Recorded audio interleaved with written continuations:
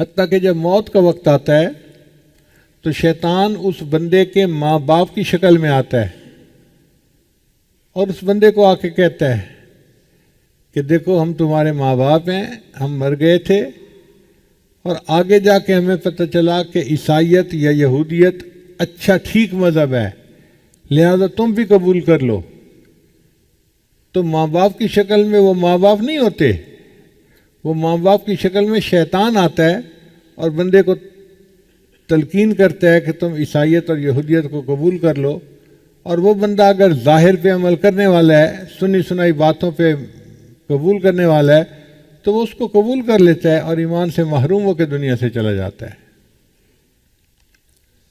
اس لیے ہدایت کے اوپر پکے رہنا اور اس کی دعائیں مانگتے رہنا یہ ہم میں سے ہر ایک کے لیے ضروری ہے۔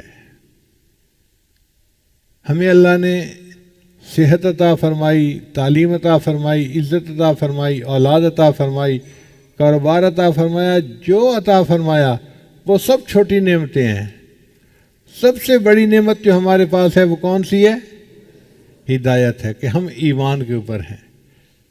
اب ہم یہ فیصلہ کر لیں کہ ہم نے ایمان سے پیچھے نہیں ہٹنا۔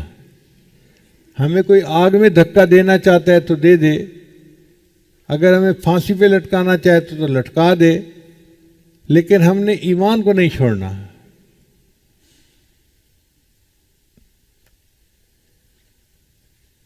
ہمیں تو اس ہدایت کے لیے کوئی محنت ہی نہ کرنی پڑی، اس لیے ہمیں اس کی قدر نہیں ہے۔ جن لوگوں کو اس کے لیے قدر کرنی پڑی، ذرا ان کے حالات سنیں تو پھر پتہ چلے گا کہ ہدایت کے لیے کتنے پاپڑ بیلنے پڑتے ہیں۔ ایک مرتبہ سمرقند میں نے ایک مسجد میں جمعہ پڑھایا، تو جمعے کے بعد ایک نوجوان آیا، حضرت میری والدہ نے آپ کو گھر آنے کی دعوت دی ہے، آپ چند منٹ کے لیے آ جائیے۔ میں نے کہا بھائی لوگوں کو دیکھو یہاں کتنا رش لگا ہوا ہے، میں ان کو ٹائم دوں یا آپ کے گھر آؤں آپ کی والدہ کے لیے؟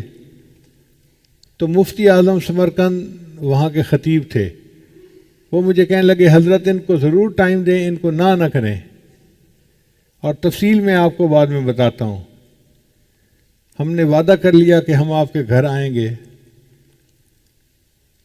جب وہ گھر جانے لگے تو مفتی صاحب گاڑی میں بیٹھے تھے، وہ مجھے حالات سنانے لگے کہ حضرت جب کمیونزم آیا، اس لڑکی کی عمر اس وقت 25 سال تھی، اور اس لڑکی کے دل میں ایمان جمع ہوا تھا۔ یہ دوسری عورتوں کو اللہ کی توحید کی طرف بلاتی تھی، ایمان کی طرف بلاتی تھی، اور ان کو مسلمان بناتی تھی۔ ہم اس کو سمجھاتے تھے تو نوجوان ہے، لڑکی ہے، یہ پولیس والے سارے دہریے ہیں، اگر کسی کو پتہ چل گیا کہ تم یہ محنت کر رہی ہو تو تمہاری جان کا بھی خطرہ، تمہاری عزت آبرو کا بھی خطرہ، یہ تمہیں بے حرمتی کریں گے تمہاری۔ مگر وہ بچی ڈرتی نہیں تھی، وہ کہتی تھی نہیں، اللہ پہ مجھے ایمان ہے اور اللہ میرا محافظ ہے۔ وہ کالج یونیورسٹی کی لڑکیوں کو مزید اللہ کی طرف متوجہ کرتی اور دین کی بات کرتی رہتی، حتیٰ کہ اس نے سینکڑوں عورتوں کو دہریت سے توبہ کروا کے اسلام میں داخل کیا، سینکڑوں عورتوں کو۔ حضرت پوری زندگی اس نے دین کی محنت کی ہے، اور اب یہ بوڑھی ہو گئی ہے اور چارپائی پہ لیٹی ہوتی ہے، دادی اماں بن گئی، نانی اماں بن گئی۔ ابھی اس نے سنا کہ کوئی عالم آئے ہیں پاکستان سے، تو ان کے دل میں تمنا ہوئی کہ میں ان کو سلام کرتی ہوں، تو انہوں نے پیغام دیا کہ آپ ان کے پاس آئیں اور ان کے گھر آ کے چائے پئیں، کھانا کھائیں، ان کو خوشی ہو جائے گی۔ میرے دل میں بڑی خوشی ہوئی یہ بات سن کے کہ یہ وہ خاتون ہے کہ جو جوانی کے اندر دین کی محنت کرنے والی اور عورتوں کو ایمان کی دولت سے فیضیاب کرنے والی عورت ہے، اور ہزاروں عورتوں کو اس نے کلمہ پڑھایا۔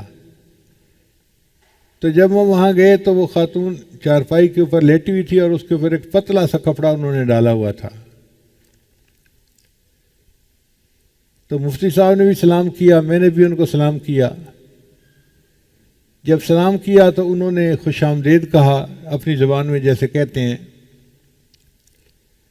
تو میں نے ان سے گزارش کی کہ آپ بڑی ہیں، ہمارے لیے والدہ کے درجے میں ہیں، تو میں آپ سے یہ گزارش کرتا ہوں کہ آپ دعا کر دیجئے میرے لیے۔ تو جب میں نے ان سے یہ بات کی نا کہ آپ دعا کر دیجئے میرے لیے، انہوں نے اس کپڑے کے اندر ہی دعا کے لیے ہاتھ اٹھائے اور پہلی دعا یہ مانگی، خدایا ایمان سلامت رکھنا، خدایا ایمان سلامت رکھنا۔